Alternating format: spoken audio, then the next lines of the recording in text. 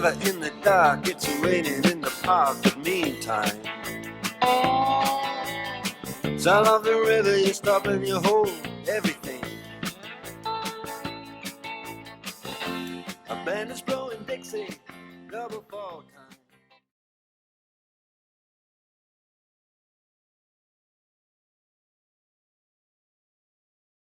Ya está grabando. Perfecto. Ok. Perfecto. Entonces ya estamos, ya ven mi pantalla, ¿verdad? Ok, entonces yo ahora no puedo ver lo que estoy escribiendo, eso con tal de poderlos ver a ustedes. Entonces espero que pongan sus cámaras para que los pueda ver. Bien, entonces el día de hoy vamos a empezar con lo de esquemas. Entonces el día de hoy quedamos que a partir de este momento Leonardo, ¿verdad? Toma las notas. Entonces vamos a ver cómo está esto. Queremos empezar con la teoría de esquemas, para lo cual necesitamos empezar con un poco de estas cosas que se llaman esquemas afines. Déjenme voltear así mi iPad de alguna manera que yo pueda ver. Entonces vamos a empezar con esquemas y vamos a empezar con la parte de esquemas afines, aunque yo ya le había puesto algo de esquemas afines durante el tema anterior, porque quería ver, realmente no se debió de haber llamado esquemas afines el tema anterior, se debió de haber llamado el espectro de un anillo, porque lo único que hicimos fue estudiar el espectro de un anillo como un espacio topológico, pero no es un esquema, porque no les he dicho que es un esquema, nada más lo único que hicimos fue esa cosa con su espacio topológico. En realidad un esquema es un espacio localmente anillado con ciertas propiedades, ¿no? Digamos que puede ser cubierto por esquemas afines, por lo que lo primero que tengo que hacer es definir lo que es un esquema afín, ¿no? Y entonces lo que vamos a hacer a continuación es estudiar esquemas afines, aunque ya llevamos mucho de gane. Realmente lo único que nos falta para tener un esquema afín pues, es la gavilla estructural asociada al espectro de un anillo. Es decir, un esquema afín es el espectro de un anillo junto con su gavilla estructural y eso es lo que vamos a dedicarnos, al menos al principio de esta clase, es definir lo que es la gavilla estructural del espectro de un anillo y ver que todas las cosas son como deberían de ser.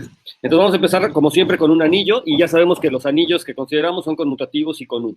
Y de hecho me acabo de enterar por una discusión que se organizó en un grupo de matemáticos en Facebook, que de hecho a los anillos que no tienen uno, hay quien no les llama rings, sino que les llama RNGS, rings. O sea, le quitan la I al rings para ponerlo RNGS. No, yo no sabía eso, no sé si ustedes sabían que a los anillos que no tenían uno, por ejemplo, a los múltiplos de 2, que es un anillo que no tiene uno, le llaman RGNS, rings. Un dato interesante, le quitan la I porque no tiene uno, ¿no? Está chistoso. En fin. Entonces, los anillos que vamos a considerar son anillos conmutativos con uno y sea X el espectro de mi anillo junto con su topología de Zariski, que es la que ya habíamos estudiado. Entonces, así X es un espacio topológico con la topología de Zariski, y lo que queremos, como ya hemos dicho, es darle a X una estructura de espacio anillado, y concretamente vamos a ver que es un espacio localmente anillado, ¿no? Y entonces, eso va a ser lo que va a ser el esquema afín. Mi espacio topológico junto con su estructura de espacio localmente anillado. Entonces, para lo que vamos a definir lo que tiene que ser su gavilla estructural, ¿no? Lo que será su gavilla estructural, eso es lo que tenemos que hacer. Entonces, aquí queremos recordar algunas cosas de las que ya habíamos estudiado al principio de esta sección, nada más para tenerlas como presentes. Entonces, para definir una gavilla, de hecho, bastaría que yo defina una B gavilla, donde B es una base, ¿no? Entonces, porque ya sé que toda B gavilla me determina una base, y en este caso particular es más fácil definir lo que es una B gavilla. De hecho, creo que se los había mencionado en su momento, les había dicho, bueno, yo le puedo dar una gavilla al espectro de A definiendo una B gavilla, pero no checamos que en efecto fuera una B gavilla. Bueno, no importa, a lo mejor ese comentario lo hice rápido porque yo sabía que en este momento lo íbamos a revisar con más calma. Entonces, recordemos que toda B gavilla determina una gavilla en mi espacio topológico. Entonces, lo que vamos a construir nosotros será una B gavilla donde vamos a tomarnos una base. Y la base que nos vamos a considerar pues, es la parte de los abiertos principales, que habíamos demostrado que esos formaban justamente una base del espectro de un anillo. Entonces, la otra cosa es que recordemos que la base B de X es justamente esta base ¿cómo se llaman? De abiertos principales, que les llamamos, ¿no? Son el conjunto de los Ds de F, que son los F que están en A, de tal manera que el DF es justamente el complemento digamos, el B de F, o sea, del conjunto de ideales primos que contienen a F o que contienen al ideal generado por F. ¿Sí? ¿Se acuerdan que habíamos definido lo que era B de F? Es el complemento. Entonces habíamos visto que estos objetos formaban, de hecho, una base de la topología de Zariski. Por lo tanto, que lo único que tenemos que tratar de entender es lo que es una vegavilla en este tipo de abiertos, ¿no? Entonces, B de F es el conjunto de ideales primos de A, de tal manera que F no está en el ideal primo, ¿no? Ok, entonces ahora lo que habíamos dicho, o la manera en la que vamos a construir esta vegavilla, puedes definir un funtor contravariante justamente de la categoría asociada a B, ¿verdad? A la categoría de anillos, en este caso, ¿verdad? Y lo que entonces tengo que decirles es para cada objeto en esta base, para cada básico, pues a qué anillo lo asociamos. Entonces la manera que yo les había dicho es, bueno, pues lo que sabemos hacer con el anillo A y con los objetos F, como aprovechando que los elementos básicos son de la forma de F, es ni más ni menos localizar en ese F. Entonces aquí recuerden que localizar en ese F quiere decir que el conjunto multiplicativo que estoy tomando son el de las potencias de F, es el conjunto 1, F, F cuadrada, F cúbica, etcétera. Y entonces este es el conjunto multiplicativo y estoy invirtiendo esos elementos, ¿verdad? Entonces es la localización en ese elemento F, no en el ideal, sino en el elemento F. Y entonces aquí la primera cosa que tenemos que estar seguros es que esta definición está bien hecha, porque mis DDF está descrito, este abierto básico está descrito como en términos de mi objeto F, pero la pregunta aquí será es qué tal que si ese DF queda descrito por otro elemento o hay otra forma de escribirlo. ¿Sí? ¿Qué pasa si DF es igual a DG? ¿No? Eso bien podría pasar. Y en cuyo caso, entonces estaría teniendo la localización en F y la localización en G. Y entonces yo tendría que ver que eso están, que es lo mismo, ¿verdad? O sea, que no importa. Entonces, justamente en ese sentido va esta pregunta. ¿Qué pasa que si mi abierto básico pues está determinado por dos elementos, ¿no? Entonces, ¿está bien definido ese punto? O sea, sí queda bien definido. Y entonces lo primero que tenemos que entender es, bueno, ¿qué es exactamente lo que me quiere decir que DF sea igual a DG, ¿no? ¿Es posible? ¿No? O eso solamente pasa cuando F es igual a G, ¿no? O cuando DF es igual a DG. Eso es lo que tenemos que entender. Bueno, en realidad es muy fácil entender qué es lo que pasa cuando DF es igual a DG. Entonces yo digo, DF es igual a DG, pues recuerden que estos son los complementos de estos conjuntos. Entonces esto va a pasar si solamente si B del ideal generado por F es igual a B del ideal generado por G, ¿no? Y recuerden que el B de F es el conjunto de ideales primos que contiene F y es el conjunto de ideales primos que contiene G. Y habíamos dado un criterio para saber cuándo estas dos cosas sucedían, ¿no? Cuando un elemento estaba en B de G, con un polinomio, cuando pasaba esto. Y no sé si se acuerdan, pero eso, bueno, eso es equivalente a decir que el radical del ideal generado por F es igual al radical del ideal generado por G, ¿no? O sea, B de F es igual a B de G, del ideal generado por G, si el radical de F es igual al radical de G. Y eso es equivalente a decir que F está en el radical de G y que G está en el radical de F, ¿no? Eso es equivalente. Bueno, si esto...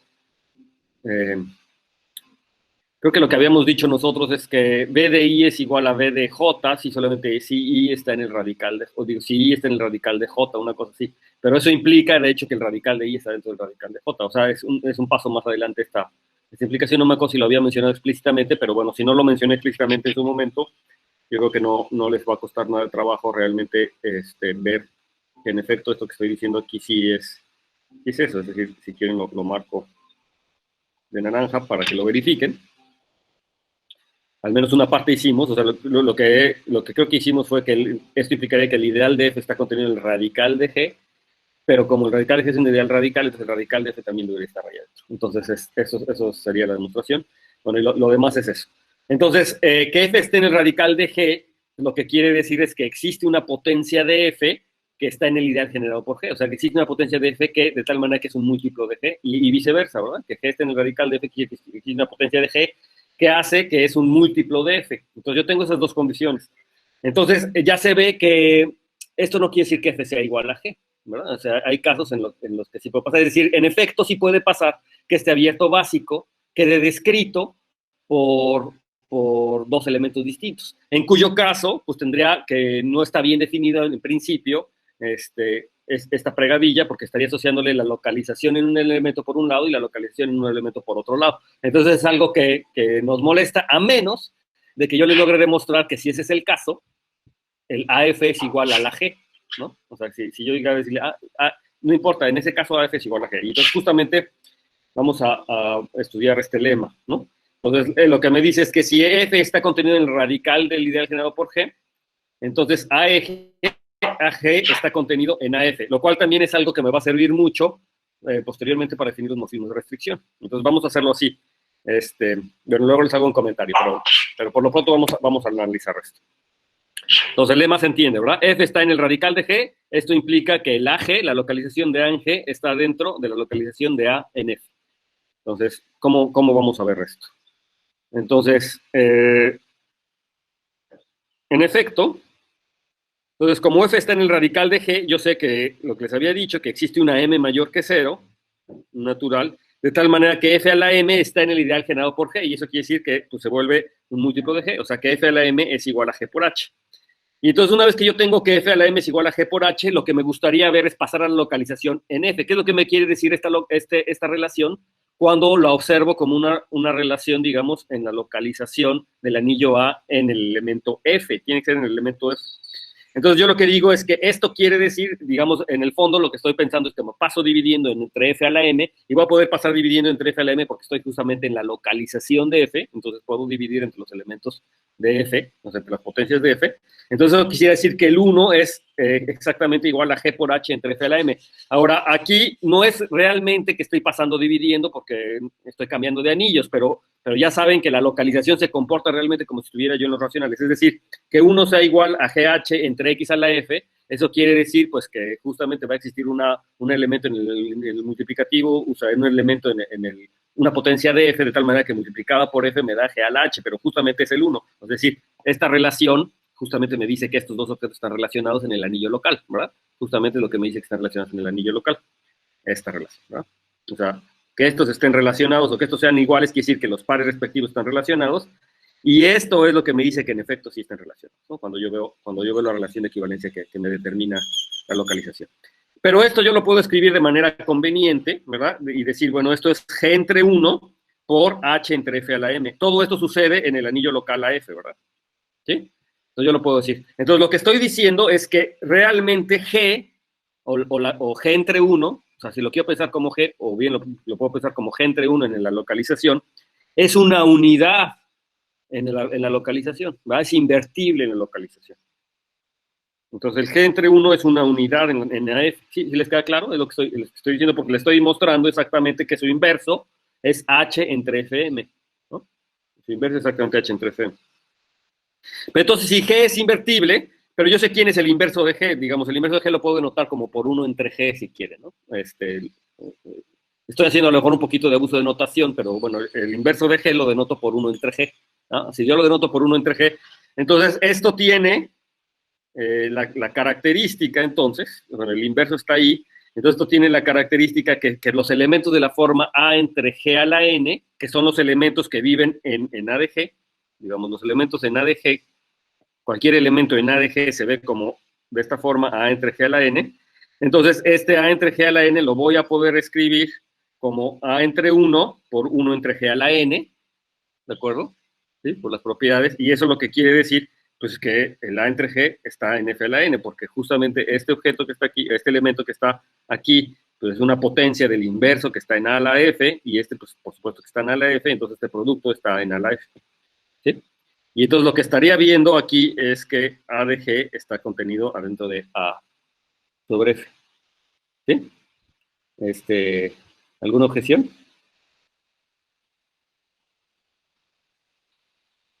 Todo está clarísimo. ¿Alguna objeción? Bueno, ¿alguna protesta? ¿No? Sí, yo digo, ahí hay una objeción, ¿eh? Hay una objeción, pero hay algo rarito, hay una objeción que yo haría, ¿no? Hay una objeción, pero lo voy a dejar así. Me gusta, lo voy a dejar así por lo pronto, sí les voy a decir cuál es la objeción que yo tengo, pero lo voy a dejar así porque me gusta esto, porque realmente estoy viendo, o sea, con este análisis estoy entendiendo realmente a AG como un subconjunto de AF. O sea, realmente lo estoy entendiendo como un subconjunto. Aunque, bueno, ahorita les hago el comentario que les quiero hacer, pero me gusta pensarlo así, me gusta pensarlo así. Y ahí ahorita regreso a esta demostración, pero digamos que en términos generales todo el mundo está convencido, ¿no? Entonces, todo el mundo está convencido de lo que estoy diciendo, de lo que hice aquí. Y de hecho está bien, ¿no? Está bien hecho, solamente hay unos detalles finos. Y los detalles finos, ya se los adelanto, no me aguanto las ganas, tiene que ver con estas cosas que se llaman isomorfismos naturales, ¿no? Realmente tiene que ver con esta diferencia entre igualdad e isomorfismos naturales y con esta diferencia entre inclusión e inyecciones naturales, ¿no? Una inyección, un monomorfismo dado por un morfismo natural, ¿no? Eso tiene que ver con eso mi objeción, pero bueno, más adelante lo vamos a ver. Por lo pronto me gusta que con este argumentito que le estoy dando, pues AG está dentro de AF, ¿no? Me gusta. Entonces, el corolario que yo tengo aquí es que, por lo tanto, pues, por lo tanto al revés también se cumple, ¿verdad? O sea, que DF, bueno, eso es lo que... Ah, sí, el corolario es que si DF está dentro de DG, entonces AG está dentro de AF, ¿no? O sea, ese sería el corolario, porque DF adentro de DG, y eso quiere decir la condición en los radicales que acabo de utilizar, justamente, y por lo tanto, eso implicaría que AG está dentro de AF, y por lo tanto, ¿verdad? Es como consecuencia, si DF es igual a DG, entonces AF es igual a AG, ¿no? Y entonces eso quisiera decir que entonces la gavilla o la pregavilla que yo estoy definiendo, pues está bien hecha, porque pues me da el mismo, ¿no? O sea, si yo tengo mis abiertos básicos descritos por el mismo elemento, o digo, por elementos distintos, no importa, porque las localizaciones son iguales en el fondo, ¿no? En el fondo, realmente. Bueno. Entonces, la proposición es que OX es una... Oh, no, no, no, no, no. Sí, sí, sí. Ah, es que como yo no veo lo que se escribe, entonces pensé que no se había escrito lo que seguía. Ajá, por lo tanto, O de F está bien definido y entonces la proposición que sigue es que OX es una B gavilla para B exactamente esta base. Lo que no les he dicho es quiénes son los morfismos restricción, ¿verdad? O sea, si yo tengo una contención de dos básicos como la que tengo aquí arriba, es decir, si por ejemplo DF está dentro de DG, ¿quién sería la restricción? Bueno, pues me aprovecho de esta contención y entonces la restricción pues sería simplemente pues, la inclusión, ¿de acuerdo? Entonces la restricción sería, con este punto de vista, la restricción estaría dada por ni más ni menos la restricción, ¿no? De conjuntos. ¿Sí? Aquí, de hecho, cuando yo lo meto aquí, de hecho, estoy pensando que AG es un subanillo, ¿verdad? Entonces el 1 va a dar al 1, o sea, esta cosa sí sería un morfismo de anillos, ¿no? Es un morfismo de anillos, sería la restricción, aunque bueno, ahí hay también su detalle que verificar, pero, bueno, en fin. Entonces aquí no les pongo en naranja, a ver si me dicen ahorita, antes de que yo eche a perder toda esta bonita historia de contenciones, si me dicen a quién iría el A sobre G a la N cuando lo voy a dar aquí a A sobre F. ¿A quién va a dar este cuate que está aquí?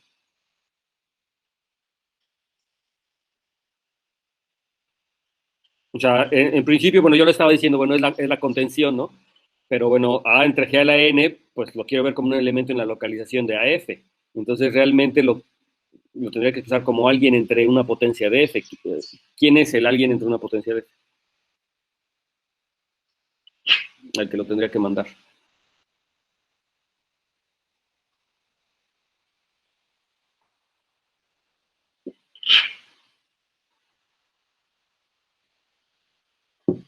Casi, o sea, yo básicamente lo dije ahorita que hice la demostración anterior. Es que dijo que 1 sobre G era igual a H sobre F a la N, algo así, ¿no? Exactamente, al H Entonces, sobre F. solo hay Y que entonces, mandarlo. exactamente, entonces justamente es eso, ¿no? Lo que hice en el párrafo anterior, en la página anterior, aquí lo dije, ¿verdad? Si el 1 entre G es igual al H entre F a la M, donde el M es la potencia esa que existe por la condición de los radicales, entonces ya se ve a quién lo tengo que mandar, ¿no? O sea, déjenme escribir aquí. Entonces esto iría a por 1 entre G, pero el 1 entre G es H entre F a la M, y ya se ve a quién va, ¿no? Este es el H. Donde el H y el F a la M quedan determinados por que son realmente el inverso, ¿verdad? El inverso de G, cuando lo estoy pensando como un elemento de F a la M, ¿no? Entonces así es como yo lo estoy mandando. En efecto, esa es la situación. Gracias. Bueno, eso le falta a la N, ¿no? A la N, exactamente, aunque le valgo la potencia N encima. Estoy escribiendo aquí esa rayita, como la borro. Sí, exacto. Aquí a la N. ¿Ok? Aquí, grandote. Exacto. Así sería, ¿no? Entonces ya se ve a quién va a dar. Entonces, antes de echarles a perder la magnífica historia de contenciones que les construí hace rato, pues es que la realidad es que las cosas no son tan bonitas como uno quisiera, o sea, porque no son contenciones. Mira, para empezar, AF, ¿qué es AF? Es una localización en F, pero ¿qué es una localización en F? Es una relación de equivalencia entre A, cruz, el conjunto S, el conjunto multiplicativo S, que en este caso es el conjunto de potencias, ¿verdad? Es A cruz 1 entre F, y es un cociente, es una relación de equivalencia. Y AG es lo mismo, es A por el conjunto multiplicativo asociado a G, las potencias de G, no una relación de equivalencia. Entonces, de ahí de entrada, se ve, o sea, si lo pienso como pares ordenados con una relación de equivalencia, se ve que no pueden ser iguales. O sea, iguales no pueden ser porque, o uno contenido dentro del otro no, porque uno son pares ordenados de la forma A con una potencia de F o clases de equivalencia de esos, y el otro son pares ordenados de la forma A por una potencia de G. Entonces, no son iguales, o sea, no pueden ser iguales estrictamente. Vamos a pensarlo, en el caso de cuando yo pienso en las localizaciones, digamos, si yo estoy en un dominio entero, si mi anillo A fuera un dominio entero, entonces todas estas localizaciones es verdad que viven adentro del campo de fracciones, o se pueden pensar como objetos adentro del campo de fracciones, y entonces en ese caso sí tendría sentido pensar que en uno sobre G, como el racional, como el inverso que está dentro de los racionales o del campo de fracciones, y relacionarlo con la potencia de F. Pero la objeción, justamente aquí es donde yo quiero regresar a la objeción de la página anterior. La objeción está en esto, justamente en este detallito. Lo único que yo estoy diciendo es que, bueno, que G entre 1 es invertible en AF, ¿no? O sea, G entre 1 sí es invertible en AF. Y aquí de repente digo, bueno, el 1 entre G está en AF, porque este es el inverso. Pero esto es como rarito, ¿no? Porque el 1 entre G, bueno, si lo pienso por un lado como el inverso, pues está padre, porque él es el inverso de G en AF. Pero cuando ya les hago este truquito aquí, esta maña, entonces el 1 entre G ya lo estoy pensando en A sobre G, en AG, en la localización de AG. Entonces aquí hay una mañita, porque el 1 entre G lo estoy pensando en AF, pero cuando lo hago el 1 entre G aquí, realmente lo estoy pensando, o sea, cuando yo quiero estudiar estos elementos, está en la localización de G, y como ya les había dicho, los conjuntos no son iguales, entonces como que no puedo pasar de un lado para otro. O sea, y aquí es donde viene la propiedad universal y los morfismos, los morfismos canónicos, o los morfismos que provienen de propiedades universales. Lo único que yo estoy viendo es que el G es invertible en AF, o que los elementos del conjunto multiplicativo asociado a G, o sea, las potencias de G, son invertibles en AF. ¿Sí están viendo? Es lo que estoy diciendo. Con esta condición, que está bien hasta ahora, lo que estoy diciendo es que el G es invertible en AF, o el G, ¿cómo lo escribo para no mover mucho las manos? Es decir, yo tengo el morfismo, lo voy a poner de moradito aquí arriba. Entonces, lo que yo tengo es el morfismo que va de A a F, ¿de acuerdo? Que es el que a todo elemento lo manda A sobre 1. Y entonces lo que yo estoy teniendo aquí es que el G va a dar a G sobre 1 y cae adentro de las unidades de la localización, ¿verdad? Eso es lo que yo estoy diciendo. Y por lo tanto, todas las potencias de G les va a pasar lo mismo, van a caer adentro de las unidades de la localización. Es decir, el conjunto multiplicativo asociado a G va a caer a las unidades. Entonces, ahora yo puedo utilizar la propiedad universal de la localización para decir que, por lo tanto, existe un morfismo entre los respectivos anillos locales, o de los anillos locales. Sí recuerdan cuál es la propiedad, ¿verdad? Hay un morfismo entre los anillos locales. Y ese morfismo es el que realmente es el que me permite, digamos, es el que yo estoy tomando como la inclusión. Pero no es que sea la inclusión, sino hay un morfismo de A de G a A de F, porque todos los elementos de esta cosa van a dar a elementos invertibles aquí. Entonces, por la propiedad universal, existe un homomorfismo de anillos de la localización de AG a la localización de A en F. Pero o sea, yo deliberadamente los tomé como si uno estuviera dentro del otro, porque el 1 entre G está allá. Y entonces, realmente, lo que está pasando aquí es que casi sí estoy diciendo lo mismo, o sea, casi está bien hecho esto que está escrito aquí, salvo que aquí debería de escribir que el A entre G a la N primero va a dar a A por G a la menos N, es decir, multiplico por el inverso de G a la N en la localización. A ese es el elemento que le estoy mandando, y este elemento ya lo estoy asociando con el respectivo elemento, ahora sí que ya está en la localización. Pero aquí es más que una igualdad, debería de tener realmente la flecha que está dada por la inclusión que les acabo de decir aquí al lado. Es decir, el A entre G a la N en A sobre G realmente va a A por el inverso de G a la N. Ya una vez que yo sé que es invertible, y entonces este va a dar aquí a este elemento que ahora sí es un elemento que está aquí en AF. O sea, ese es realmente lo que está pasando. Y ahora, bueno, si me entendieron a mi objeción o lo que le estoy diciendo, realmente esta condición que les estoy poniendo aquí, realmente lo que me está diciendo es que existe de hecho esta es la que quería decir, esta que está aquí, me dice que si el DF es igual al DG, entonces existe un isomorfismo canónico entre AF y AG, entre las respectivas localizaciones. Es decir, esta no es una igualdad, es un isomorfismo canónico entre los AG y AG.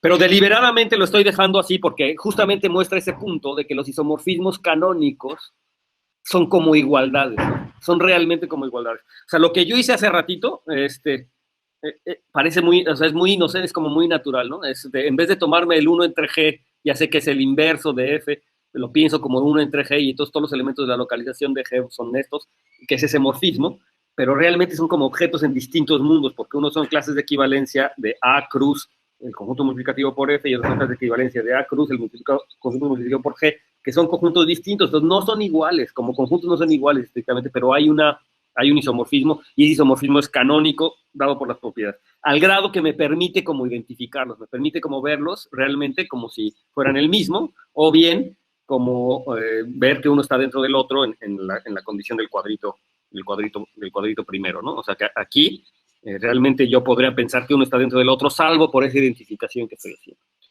Bueno, y si tiene la igualdad, pues puedo pensar que son iguales, salvo ese isomorfismo canónico, ¿no? Pero, bueno, el hecho de que yo tenga esta igualdad, que lo haya expresado como igualdad, en efecto, me hace pensar que este objeto está bien definido, ¿no? O sea, que esto está aquí. Sin embargo, si yo les digo es que son isomorfos, entonces aquí hay ahora una objeción en cuanto, bueno, yo tengo una objeción en cuanto a decir que está bien definido. Es decir, está bien definido salvo isomorfismo, ¿no? O sea, es como que chin. O sea, sí está bien definido, pero no, porque si me tomo el DDG definido por otro, entonces, chin, ¿no? No está bien definido. O sea, porque hay otro, ¿no? Entonces aquí ahí viene como un problema, es un problema que me imagino lógico, ¿no? Yo lo llamaría lógico o categórico, no sé cómo llamarlo, es que, ¿cómo le hace entonces uno para definir la pregavilla de tal manera que esté como bien hecha, ¿no? O sea, porque si no, no está. Y les debo decir que en los libros de geometría algebraica en general no se meten con ese problema. Simplemente, por ejemplo, el libro de texto que nosotros estamos utilizando dice, bueno, hay un isomorfismo canónico y por lo tanto está bien definido. Y yo les pregunto eso, o sea, ¿sí está bien definido? Sí, como que hay algo rarito, ¿no? O sea, no, porque no son el mismo objeto, ¿no? O sea, le estoy asociando distintos, aunque son isomorfismos canónicamente, pero son distintos. La verdad es que uno lo que puede hacer, y no sé si aquí nuevamente uno requiere utilizar el axioma de elección, no es lo que se me ocurre a mí que podría hacer.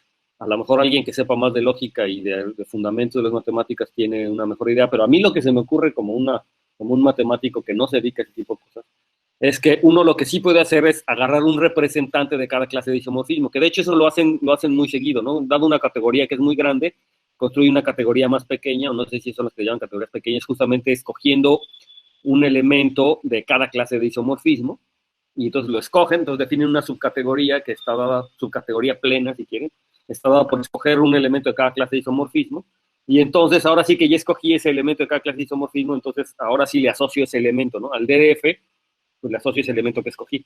Y entonces ahora sí ya tendría ahora sí una pregavilla, bien, que caiga dentro de la gavilla de grupos abelianos o de anillos, pero digamos antes cayó en esa categoría más chiquita que yo agarré, que era escogerme un elemento de cada clase de isomorfismo. Aunque podría yo agarrarme un elemento de cada clase de isomorfismo solamente los anillos locales, digamos, o solamente de estos AF. A mí no se me ocurre otra forma de solucionar ese problema realmente como para decir es un funtor y está bien definido el funtor, porque aunque sean isomorfismos canónicos, son objetos distintos. No sé si alguien quiere comentar algo al respecto, que tenga una idea realmente de cómo se hace esto que a mí se me está ocurriendo aquí. O sea, que alguien sepa si sí es, o sea, si hay algo de fundamento que me permita hacerlo así. Porque de lo contrario, no es cierto que sean isomorfos. Ahora, la verdad es que en matemáticas hacemos esto todo el tiempo. Es decir, una vez que yo tengo un isomorfismo canónico, nos olvidamos que son objetos distintos y simplemente los identificamos, ¿no? Simplemente decimos, ah, es esto, y entonces cuando yo hago esta definición de Pregavilla, ya no se preocupa uno, de Pregavilla no se preocupa uno porque lo está asociándole ese objeto y todos los demás a los que les puedo asociar son isomorfos canónicamente, y uno dice, bueno, no importa cuál te agarres ese, ¿no? Ya, no importa cómo le llames, son etiquetas, los isomorfismos canónicos son como etiquetas. Y bueno, en cierto sentido eso tiene mucha razón por lo que les acabo de escribir, ¿verdad? O sea, esta igualdad que yo les escribí aquí al principio, que en realidad es un isomorfismo canónico, pero me hace ver que realmente son como lo mismo, ¿no? O sea, que los isomorfismos canónicos son igualdades, básicamente. Pero entonces, bueno, hay un detalle lógico ahí, bueno, en fin. Entonces, no nos vamos a meter en esos problemas de fundamentos más. Ojalá, si alguien tiene o sea, sabe exactamente qué es lo que se hace desde el punto de vista de los fundamentos, pues estaría bien que nos comentara, aunque sea después, o que tenga alguna referencia, pero yo creo que, bueno, merece la pena pensarlo al menos una vez en la vida, ¿no? Meterse a eso una vez en la vida, al menos para ver. Pero bueno, les digo, en realidad, uno en geometría algebraica lo hace todo el tiempo, y de hecho yo creo que en casi todas las áreas de las matemáticas, y no sé, uno mete en esos problemas de fundamentos, a menos de que uno realmente esté interesado en los problemas de fundamentos, pero si no, pues uno lo hace y simplemente ya está.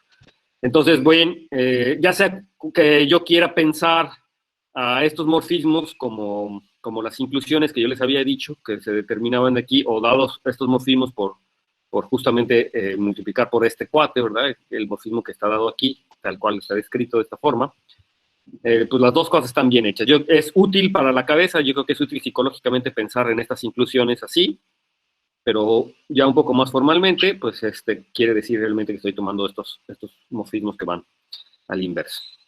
Ahora, lo que viene aquí abajo, que se me escribió, es que de hecho, si yo tengo que DF está dentro de DG, entonces yo tengo este morfismo, ¿verdad?, que va de AG a AF, pero lo que yo quiero es que entendamos que de hecho yo puedo recuperar al anillo más chiquito. O sea, si yo tengo DF de AG, tengo este morfismo que va aquí, de AG a AF, y yo lo estoy pensando como un subconjunto, pero de hecho yo le digo, yo puedo recuperar al AF, que es al que caigo, como una localización del anillo que está aquí, de AG. Al menos salvo isomorfismo canónico nuevamente. Yo lo puedo recuperar a este cuate como una localización del AG, salvo isomorfismo canónico. ¿Sí? O sea, hay una localización de este objeto que es isomorfo a F. Y la localización es esta que le estoy poniendo. Justamente, si yo tomo el AF, es el AG localizado en F. Entonces, aquí también hay como un problema de notación, porque uno podría pensar que es el producto, pero realmente lo que estoy tomando es si AG lo localizo yo en F,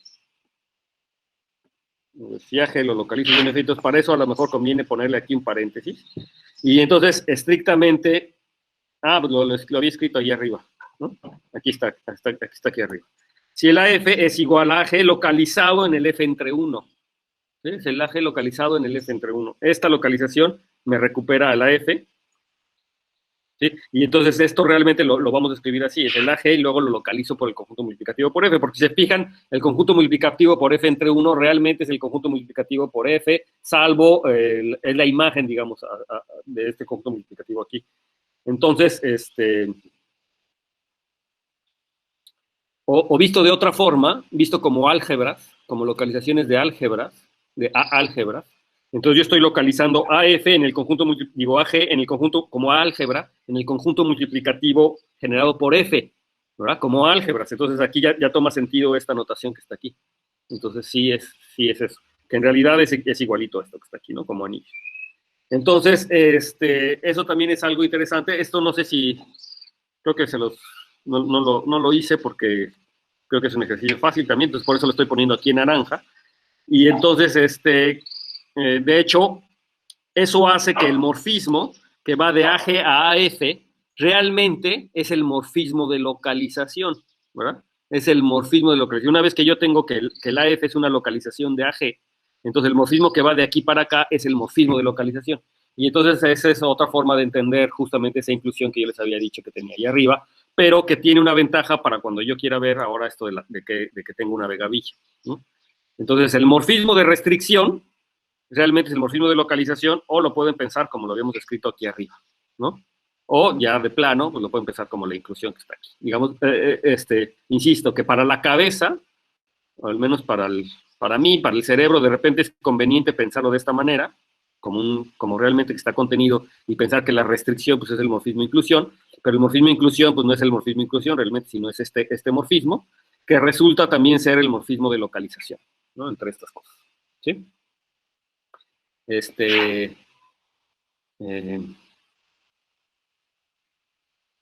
Bueno, no hacemos esto, ¿no? Sí, lo hacen ustedes, ¿no? Ok, o prefieren que lo hagamos aquí. Yo creo que sí lo hacen, ¿no? O sea, no está, insisto nuevamente, ¿cómo lo haría yo? Pues yo lo haría viendo que cumple la propiedad universal, ¿va? O sea, que el AF cumpla la propiedad, o el AGF cumpla la propiedad universal de la F, entonces ahí debe haber un isomorfismo. Y eso, o utilizando las propiedades universales, viendo que que unos elementos son invertibles en el otro, entonces se factoriza por un lado y se factoriza por el otro. O sea, utilizando las propiedades universales los elementos, y viendo claramente que la composición pues me da la identidad. Entonces hay varias formas de hacerlo. Ok, entonces se los dejo aquí, entonces creo que por eso lo pongo en naranja, para que lo reflexionemos. Entonces, creo que ahora sí sigue la proposición que quiero. Entonces, lo que dice la proposición es que OX es una vega-villa, ¿no? Y entonces, como si yo les demuestro que es una vega-villa, pues por lo tanto induce una gavilla en todo el espacio, y esa gavilla también la vamos a denotar por el mismo símbolo, o sea, por OX, ¿no? Porque realmente la vega-villa, esta o vega-villa OX, no la voy a utilizar nunca más, entonces no vamos a gastar esta notación para la vega-villa, sino la vega-villa induce una gavilla que, de hecho, la denotamos OX también, y que va a ser la gavilla estructural, va a ser lo que vamos a denotar por la gavilla estructural de este espectro. Y más aún, además puedo decir que si me tomo X, un elemento en X, pero recordemos que X es el espectro de un anillo, así que todo X pues realmente corresponde a un ideal primo, y no sé si recuerden que cuando yo pienso a los puntos de X como puntos, digamos, en el espacio topológico, lo denotaba con la X minúscula, pero si lo quiero pensar como ideales, que realmente son ideales, entonces al ideal correspondiente lo denotaba por una P, pero le pongo el subíndice X simplemente para recordar que pues es el ideal primo, ¿verdad? Que le corresponde al punto X como espacio topológico, ¿no? Pero, que básicamente es lo mismo, ¿no? X es igual, es el X. Pero no, es una notación que nuevamente ayuda a la cabeza, ¿no? Es una cosa psicológica. Bueno, entonces, aquí justamente se ve ese poder. Lo que me dice es que la localización de esta gavilla en uno de los puntos X, o sea, el tallo, perdón, dije la localización, pero realmente se llama el tallo de esta gavilla en el punto X, no es ni más ni menos que la localización del anillo en el ideal PX, en el ideal correspondiente exactamente al X, ¿no? Entonces, eso es lo que me dice este resultado. Y entonces, por lo que, de hecho, X, o sea, es decir, el espectro de A junto con esta gavilla, de hecho, es un espacio localmente anillado. No es nada más un espacio anillado, sino además es un espacio localmente anillado. ¿Por qué? Pues porque yo sé que estos anillos son anillos locales, ¿no? Eso ya es algo que ya habíamos visto. Entonces, es un espacio localmente anillado. ¿De acuerdo? Y entonces, esto sería lo que es un esquema afín. Digo, casi. Un esquema afín va a ser algo que es isomorfo a esto, ¿no? Un esquema afín es un espacio anillado, un espacio localmente anillado, isomorfo a un esquema de este tipo, al espectro de un anillo con esta cosa. ¿Okay? Y entonces, de hecho, hay varias cosas que yo tengo que hacer para la demostración. No sé si ponerle demostración aquí y luego ir viendo las cosas que necesito, pero necesito como varios lemas realmente para poder demostrar esta situación. Y una de las cosas es, primero, entender qué quiere decir, en este mismo contexto, qué quiere decir cuando yo tengo una cubierta. Es decir, en el fondo lo que yo quiero es esto, ¿no? O sea, yo voy a tomarme un abierto básico, entonces sea DF, un abierto básico, ¿no? Un abierto básico. Y lo que yo quiero tomarme es ahora una cubierta de abiertos, pero de DF, pero como abiertos básicos. Entonces, y vamos a suponer que DF se puede escribir como la unión, y déjenme ponerlos de DFs alfas, pues con alfa en algún conjunto de índices, ¿no? Otra vez, nuevamente lo estoy cubriendo como estoy haciendo esta cubierta, ¿no? Y entonces lo que yo quiero ver es que es exacto, es lo siguiente, ¿verdad? O sea, utilizo la propiedad de vega-villa para esta cubierta. Entonces, me gustaría ver que AF, que es el anillo asociado a esto, yo tengo el morfismo al producto sobre las alfas AF alfas, de las localizaciones estas, AF alfas, y luego tengo el morfismo al producto de las alfas betas. Ahora, en realidad aquí debería de tomarme un W alfa que esté adentro de la intersección, y yo hacía eso en B gavillas en general, porque la intersección de dos abiertos básicos, según la definición de base que yo les había dado, no tiene por qué ser un abierto básico, ¿sí? En general. Pero aquí, en este caso, yo sí tengo, si ya hablo como yucateco, sí yo tengo, fíjate que los yucatecos dicen así, sí yo tengo, por ejemplo, digo, yo no como azúcar, dicen, no, yo como azúcar, así hablan, entonces ya estoy diciendo, sí yo tengo, ok. Entonces, lo que yo sí tengo, o lo que sí yo tengo, es que, ¿quién es la intersección de DF con DG? No DF, digo, tómense cualesquiera elementos, de DH intersección de R, lo que sea, ¿no? O sea, para no tomarnos los... ¿Quién es la intersección de DH con DR? Yo digo que este cuate sí es un abierto básico, ¿no? Bueno, si quieren lo hacemos, para no dejarlos poco de tarea. Bueno, esto recuerden que es BDH complemento, luego lo voy a poner así, intersección BDR complemento, ¿no? O sea, por la... Y ahora pues esto es igual a la unión de los complementos, o sea, es BDH unión... ¿qué? Esa, BH unión BR complemento, ¿no? Y esto, ¿quién es BH unión BR? Ahora sí, es el ideal generado por H, el ideal generado por R, pero bueno, de todas maneras, ¿quién es este? Pues, o sea, díganme, o se los digo, que no los veo bien por el reflejo de la luz, pero díganme si tienen algo, si alguien tiene algo que decir, que me diga quién es BH unión BR. A ver, yo les digo, a ver, vamos a ver, Juan. Es la B de producto, ¿no? Exacto, BDH por R, ya ven como sí. Entonces, BDHR complemento, y esto es ni más ni menos, pues, DHR, ¿no? Entonces, lo que estoy viendo es que la intersección de dos abiertos básicos es nuevamente un abierto básico, y de hecho le estoy diciendo quién es el abierto básico, es DHR. Entonces, si yo trato de completar esta cosa, entonces, de hecho, aquí, ¿quién tendría que poner? Pues tengo que poner a, pues AF alfa F beta, déjame ponerlo así, F con un paréntesis, para que se entienda que estoy localizando en el producto. ¿Sí? Y entonces, y este morfismo, como estoy en anillos, en particular grupos abelianos, entonces no me tomo el diagrama ecualizador, sino me tomo la diferencia de los elementos para que esto sea. Entonces yo lo que quiero demostrar, de hecho, es que esta sucesión es exacta, ¿no? Es exacta en todas las entradas. Entonces lo que me gustaría demostrar es que esto es exacto, ¿no? Entonces, por demostrar que es exacto. Entonces déjenme dividir esto así para que... ¿sí? Es lo que yo me gustaría demostrar, que esta cosa es exacta. Y entonces, ahora viene aquí la importancia de lo que yo les había dicho, ¿no? O sea, tengo que entender varias cosas. Por un lado, ¿qué quiere decir que yo cubra un abierto? ¿No? Por un lado, ¿qué quiere que yo cubra un abierto básico? Y por otro lado, me gustaría reinterpretar esto de una mejor manera, porque yo ya sé, por lo que les acabo de decir hace ratito, que, bueno, el DDF alfa, que está aquí, pues realmente es un subconjunto de DF, ¿verdad? Y entonces yo voy a tener el morfismo de localización de aquí para acá. O sea, es decir, el morfismo que va de aquí para acá, los morfismos que van de aquí para acá, en realidad son los morfismos de localización por todo el análisis que había hecho. Y de hecho estos anillos son localizaciones de la F. Son localizaciones de la F, y estos son los morfismos de localización. ¿Sí o no?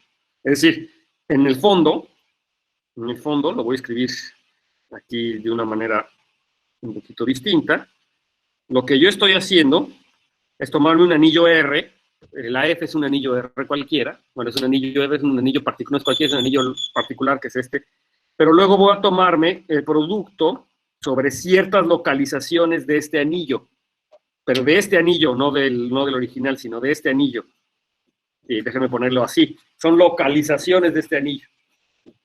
Es decir, aquí realmente, si quieren, lo que debería haber puesto esto es AF localizado en algún elemento, a lo mejor no es el mismo F alfa, pero es localizado en algún elemento, no sé.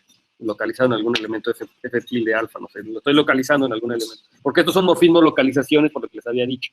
De hecho, podemos saber exactamente quién es por lo que les había escrito anteriormente, pero no importa. Eso no me lo pongo así como, porque lo que quiero es reducir a un caso más general. Entonces yo tengo un anillo y luego tengo sus localizaciones, y luego aquí lo que sí yo sé de esto es que es el producto de estas localizaciones, o sea, sería R de F alfa, F beta. Y lo que yo tengo que verificar es que esta asociación es exacta, para este anillo en particular. Entonces yo digo que si yo lo hago así, para cualquier anillo, digo, lo único que me hace falta decirles es qué es lo que quiere decir o sea, quién sería el producto, ¿verdad? O sea, el producto me lo estoy tomando sobre las F alfas que cubren el anillo AF. Digo que sobre los DF alfas que cubren al DF, ¿no? O sea, los DF alfas cubren al DF y todavía me hace falta entender qué es lo que quiere decir esto en términos de anillos en general, que lo cubra, qué quiere decir en términos de anillos que esto lo cubra. Pero por lo pronto o sea, lo que tengo que es encontrar una familia de elementos F alfa, de tal manera que yo tenga una asociación como esta, ¿no? Una familia de elementos F alfa, que yo tenga una asociación como esta, donde yo sé que estos son localizaciones de este anillo.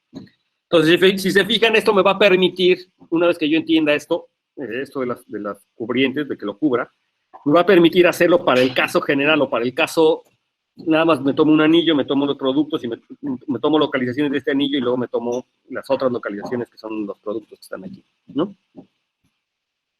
Y ver que esta asociación es exacta, en general. Es decir, no lo tengo que hacer realmente para cada abierto básico, me bastaría hacerlo para un anillo en concreto. Lo único que tengo que entender es esto, que quiere decir que lo cubra. Entonces, ¿quién me dice qué quiere decir que lo cubra? Bueno, nada, ¿qué quiere decir que lo cubra? Bueno, entonces, para eso tengo que entenderlo, y es de ahí que la geometría es un poquito útil, o esta noción geométrica, o esta noción topológica. O sea, que DF sea igual, ahora nota, lo voy a poner como nota. Que DF sea la unión sobre las alfas. Que sea la unión sobre las alfas de una familia de F alfa. ¿Eso qué quiere decir? Bueno, en términos de...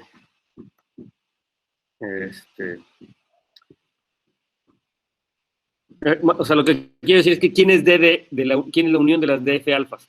A lo mejor lo ven más fácil si lo toman en los complementos, ¿no? Esta es la unión de las alfas.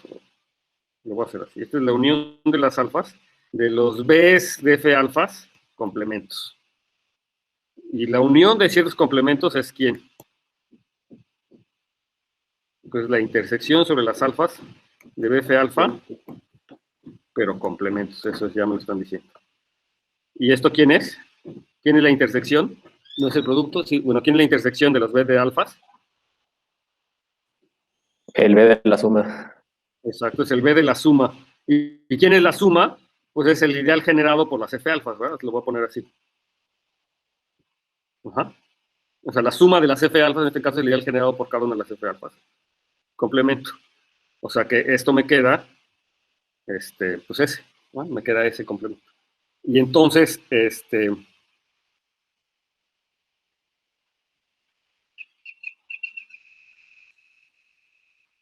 lo cubra sea eso.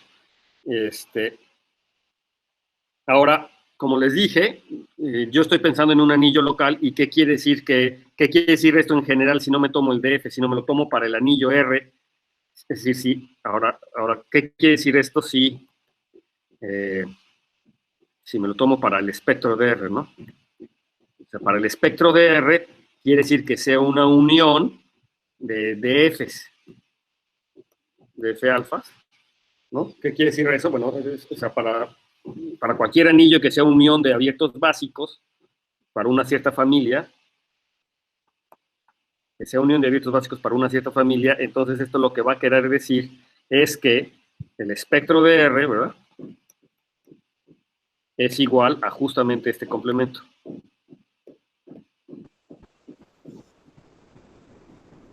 Pero ¿eso qué quiere decir para este anillo, ¿verdad?, para el espectro de R, que es el caso que me interesa? ¿Qué quiere decir? Eso quiere decir que ¿quién? Que B de, en particular, ¿quién me quiere decir que quién es B del ideal generado por las F de alfas? ¿Quién sería este?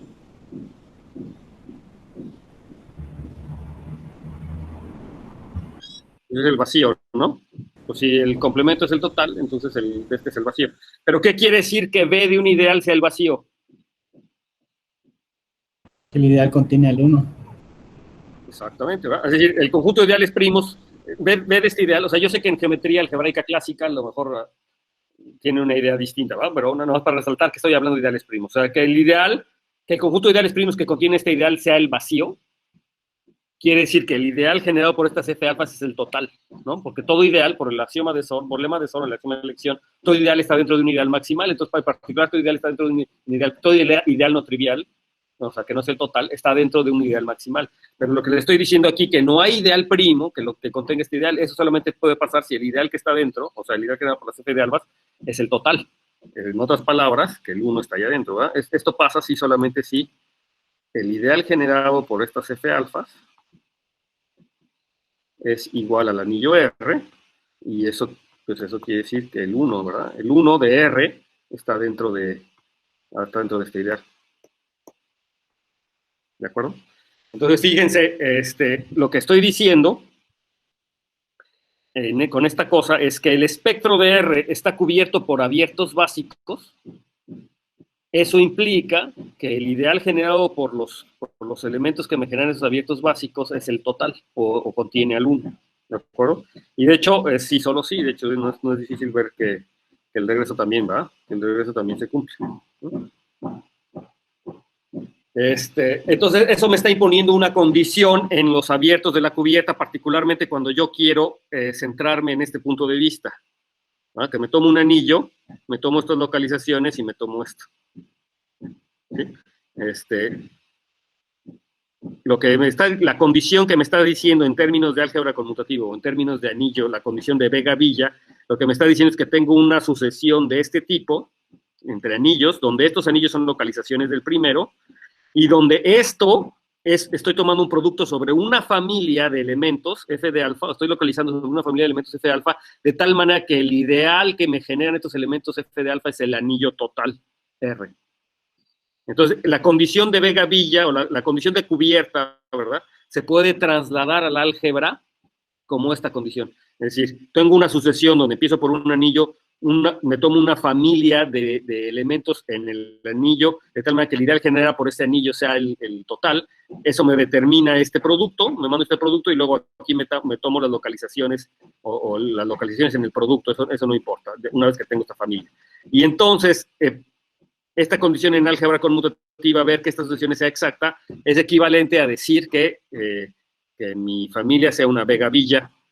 No sé si se los convencí, o sea, si mi argumento aquí medio heurístico fue lo suficientemente claro para decir que la propiedad de cubierta es esto, ¿verdad? Que el ideal de los f de alfas generan al total, o el 1 está ahí adentro, y que bueno, ver la condición de que esta sea exacta, pues es lo mismo que ver la condición anterior. Y lo hago para el anillo R. En este caso el anillo R es la localización AF, pero yo digo, bueno, esto lo puedo hacer para cualquier anillo, o sea, basta que lo haga para este anillo, entonces lo estaría haciendo para todos los abiertos básicos y lo estaría haciendo para la Vega-Villa en general.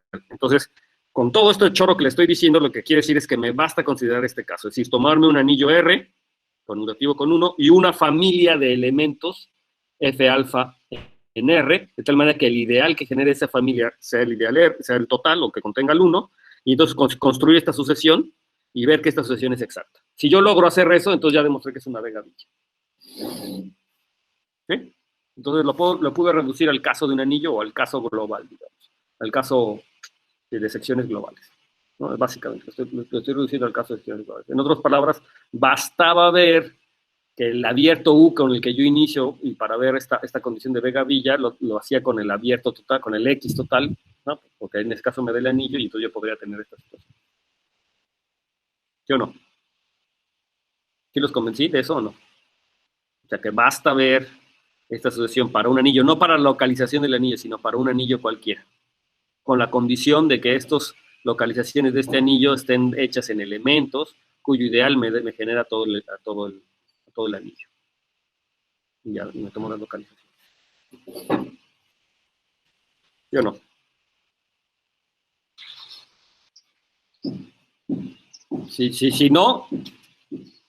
Si no los convencí, si hay alguna duda, sí prefiero que me digan porque no sé por qué, pero prefiero que me digan. Ok, entonces vamos a demostrar, si no hay nada más que decir al respecto, justamente vamos a demostrar esta situación. Ok. Entonces, lo que tenemos que hacer es considerar entonces entonces sea pues el espectro de R, ¿verdad? O sea, sea U igual al espectro de R, el espectro de un anillo R, y sea F de alfa, una familia de elementos en R,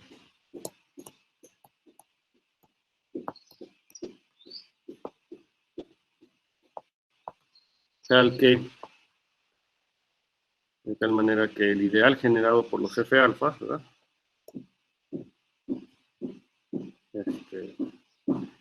Sea igual al total. ¿No? Ya estoy tomando esto y entonces y consideremos pues, la sucesión esta que me interesa. Entonces voy a tomarme el 0, tomo el anillo R, me tomo aquí el producto sobre las alfas de las localizaciones de ese anillo en SF alfa, y luego aquí pues, me voy a tomar al producto de los alfa betas de R, F alfa, F beta, y la localización en este producto. Entonces lo que yo quiero ver es que es exacto, ¿va? Entonces lo que primero que tendría que tomarme es un elemento aquí. Entonces para ver la primera condición de gavilla, un elemento aquí que va a dar al 0, y lo que me gustaría ver es que ese elemento es 0, ¿va? O sea, me tomo un elemento aquí que va a dar al 0, a la sucesión 0, y entonces lo que me gustaría ver es que ese es 0. ¿Sí? ¿De acuerdo? Esa sería la condición 1. Entonces sea, lo puse en naranja, no de la forma.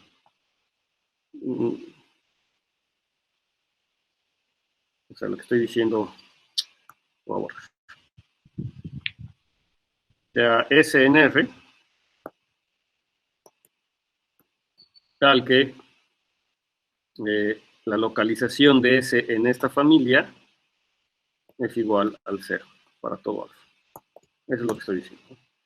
Ahora, decía que necesitaba yo otros lemas, pero justamente se me olvidó poner ese otro lema que necesitaba.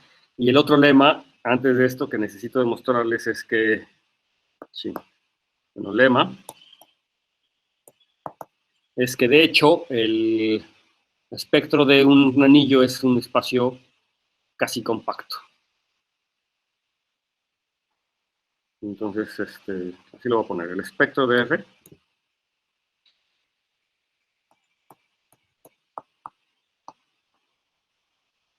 es casi compacto.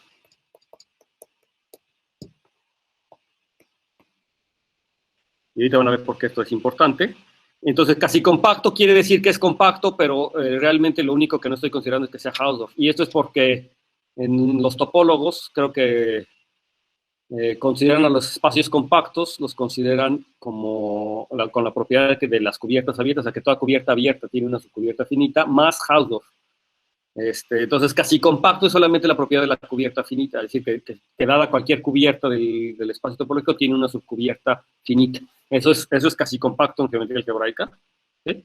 Que ya no sé, los topólogos a lo mejor se le llaman compacto. Es que creo que hay no hay un acuerdo general entre compacto o compacto más Hausdorff, ¿no? Entonces, o entre compacto con la propiedad de cubiertas finitas, únicamente eso, o si le quiero agregar Hausdorff. Entonces, para evitarnos ese tipo de problemas, entonces vamos a acordar que nosotros vamos a llamarle casi compacto. Es decir, compacto para nosotros es compacto más Hausdorff, y, o sea, la propiedad de cubiertas abiertas, que toda cubierta abierta tiene una cubierta finita, más Hausdorff, eso es compacto. Y si nada más tiene la propiedad de las cubiertas, que toda cubierta abierta tiene una subcubierta finita, ese le llamamos casi compacto, ¿no? Entonces, el espectro de R es casi compacto. Y entonces les digo, ¿por qué eso es útil? Porque si yo tengo una cubierta abierta, en particular de abiertos básicos de mi espacio, entonces voy a tener una subcubierta finita.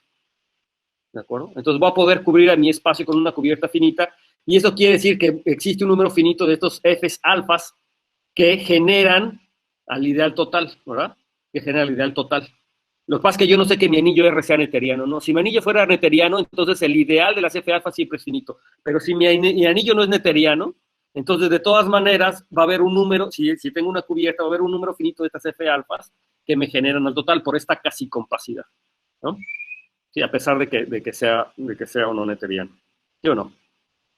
¿Sí ven? Entonces el total se va a poder generar por un número finito y eso es importante en la demostración que yo quiero hacer. O sea, quiero encontrar un número finito de estos elementos que lo encuentren. Y de hecho la demostración es justamente la que se imagina. O sea, tiene que ver con lo que hemos dicho hasta ahora. Entonces la demostración es que si vamos a llamarle a X por un momento, bueno, no lo quiero llamar X porque X es el que ya estamos tomando, entonces Y le voy a llamar.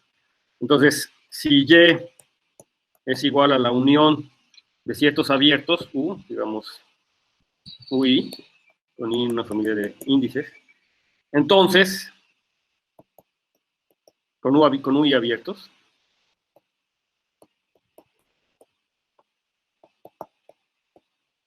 entonces lo que digo es que cada uno de estos abiertos, yo lo puedo cubrir con abiertos básicos, porque justamente por eso son básicos. Entonces, tiene un refinamiento.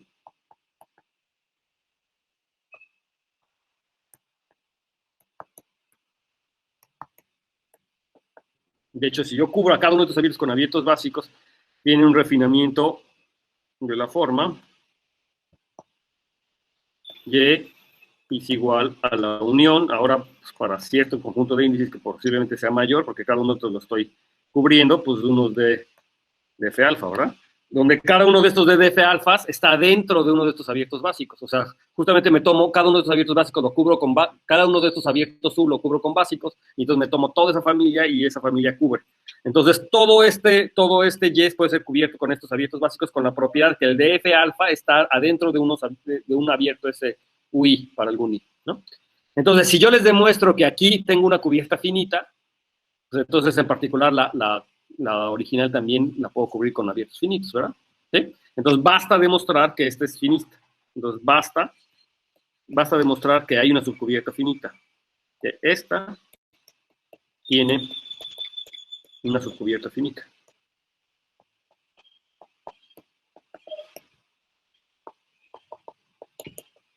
Y entonces, esto va a ser más o menos claro porque, por lo que les acabo de explicar hace rato, lo que yo sé es que el ideal generado por las Fs de alfas, pues contiene al 1. ¿Sí o no? ¿No? En realidad, como es una cubierta del espectro de R, entonces esta cosa contiene al 1. Y que contenga el 1 quiere decir que el 1 es una combinación lineal finita de estas F alfas. Entonces, existe un número finito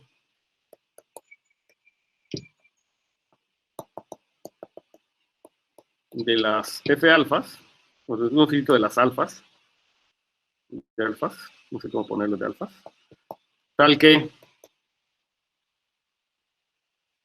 el 1 se escribe como una combinación lineal de estas F alfas, ¿cómo lo pongo? Está en ideal generado por, pero no se lo voy a poner, R1 F de alfa 1, más R2 por F de alfa 2, más, no sé, un número finito, R, K, F de alfa K. ¿Sí? Y entonces,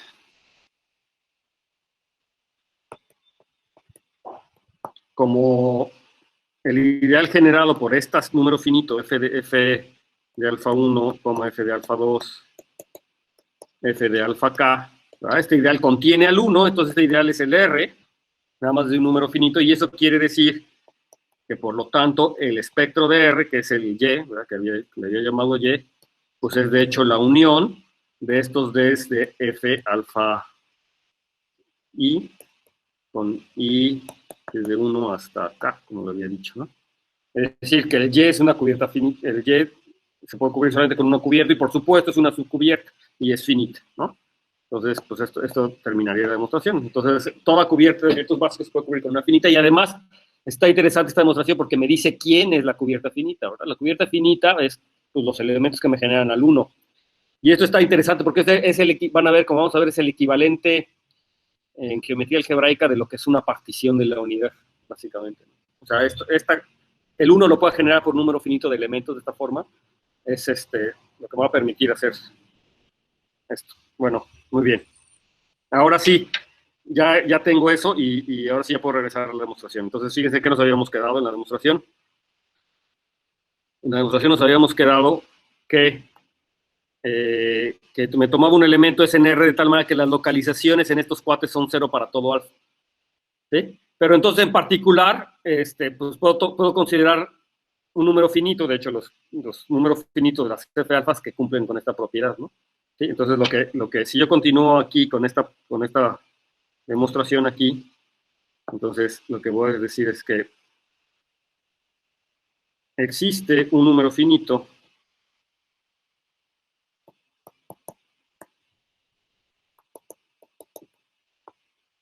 de las alfas, digamos alfa 1, alfa 2, hasta alfa k, de tal manera que el ideal generado por las F alfas es igual al total, F alfas I es igual al total, tal que F alfa alguna potencia n, y le pongo n alfa, por S es igual a 0. Entonces, a ver, ¿quién me dice por qué eso? Bueno, no, S restringido F alfa igual a 0, pues quiere decir justamente que existe un elemento en la localización, en el conjunto multiplicativo asociado a F alfa, que multiplicado por S es igual a 0. Entonces, existe una potencia, ¿verdad? Existe una potencia de F alfa a la n, de F alfa que multiplicado por S es igual a 0. Eso quiere decir que en la localización sea 0, ¿de acuerdo?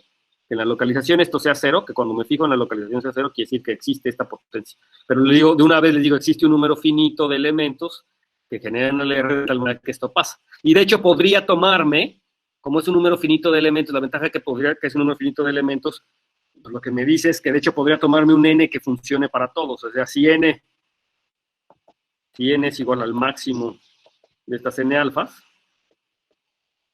entonces lo que estoy diciendo es que F alfa a la n por S es igual a 0 para todo, aquí es F alfa I, aquí es F alfa I si quieres, para todo alfa I con I desde 1 hasta acá. ¿Sí? Entonces existe un n de tal manera que anula, ¿verdad?, a todas estas cosas. Entonces, ahora sí ya me va a pasar a la página siguiente, ni modo, porque aquí ya no cabe. Pensé que cabría, pero no va a caber. Entonces, no sé si debería de abrir el lema, lo debería de escribir como un paréntesis grandote para que no nos hagamos bolas. Entonces, el lema es un paréntesis, ¿no? Es esa parte. Entonces, lo paso, ahora continúo en la siguiente página. Y entonces, lo que yo estoy teniendo es que F alfa a la n por S es igual a 1, digo, es igual a 0, F alfa I. Para todo alfa I, pues con I desde 1 hasta acá. O sea, para esos que escogí, y los F de alfa I, recuerden que el ideal generado por F de alfa I contiene el 1, o sea, es el total, ¿no? Es el total. Pero la ventaja es que es un número finito, entonces eso me permite tomarme esta potencia, o de hecho me puedo tomar una potencia lo suficientemente grande de esto. Y entonces yo digo que como el F de las alfas I genera el 1, digamos que ¿cuál es la relación entre el ideal generado por los F de alfas I a la n? O sea, ¿cuál es la relación de este ideal con el ideal generado por las F de las alfas I? Simplemente, ¿cuál será la relación? Y en particular con las potencias de este ideal, ¿no? O sea, ¿qué pasa, por ejemplo, si yo me tomo aquí a la n? Concretamente, ¿quién está dentro de aquí? Pues ¿no?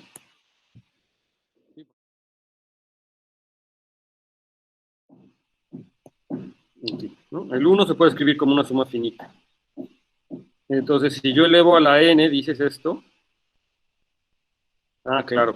Entonces, si yo aquí elevo a la n para un n suficientemente grande, entonces, por supuesto que me van a quedar las potencias de ese n suficientemente grande y luego me van a quedar productos, ¿verdad?, de ellos a ciertas potencias. Pero si el n es muy, muy, muy grande, mucho más grande que n, entonces todos los productos involucrados aquí al menos van a contener una de las potencias suficientemente grande de n. O sea, lo puedo hacer para dos términos, por ejemplo.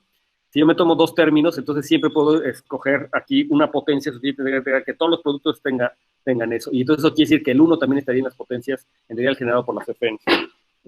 Sí, ese es el argumento realmente que hay que seguir. Entonces, miren, lo voy a hacer para el caso 2, ¿no? Entonces, si por ejemplo el 1 es igual a f de alfa 1 por h1 más f de alfa 2 por h2, ¿verdad? Y yo tengo que, por ejemplo, que f de alfa 1 a la n por s es igual a 0 y f de alfa 2 por n a la s es igual a 0. Entonces yo digo, bueno, aquí hay que elevar a una potencia m muy, muy, muy grandota, muy, muy, muy grandota. Entonces, ¿qué pasa si yo elevo 1 a la m? Una m muy grandota. Bueno, por un lado es 1, ¿verdad? O sea, por esta cosa, por un lado es 1. Pero por otro lado es esta cosa que está f de alfa 1, h1 más f de alfa 2, h2. Una m muy, muy grandota.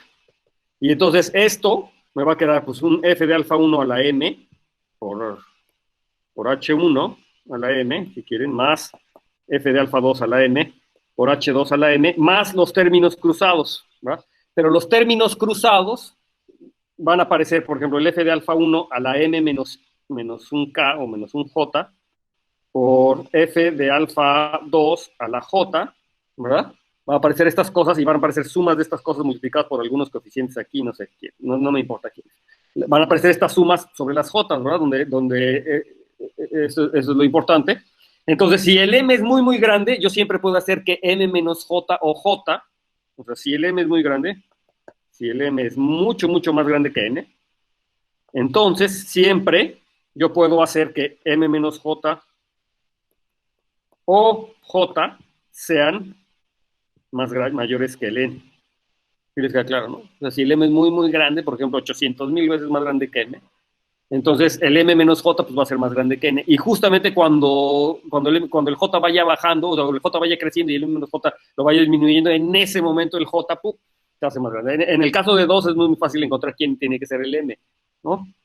Es más grande que 2 veces n, por ejemplo. Si el m es más grande que 2 veces n, esto va a pasar, o 2 veces n más 1 posiblemente, esto va a pasar, porque cuando 2n menos, cuando llegue a n, cuando j llegue a n, me va a quedar n exactamente, y entonces al del otro lado me va a quedar n, y ya el otro lado puede empezar a subir, y siempre me va a aparecer una potencia. Eso quisiera decir que, en particular, siempre esto está en el ideal generado por este es el ideal generado por f de alfa 1 a la m, alfa 2, f de alfa 2 a la m. O sea, quiere decir que el 1 estaría generado en el ideal de f1 a la m por f2 a la m, porque o f1 a la potencia m aparece en este sumando, o f2 a la m aparece en este sumando, en esta suma, ¿verdad? Entonces estaría en el ideal generado por estos. Entonces, esta es la potencia que me interesa, justamente, ¿verdad? O sea, yo puedo escoger, de hecho, una potencia suficientemente grande, ¿sí? Para que... ¿sí? Y por otro lado, está... a ver, sí, es lo que yo quiero. Sí, o sea, yo lo que quiero es que el 1 estaría aquí, ¿verdad?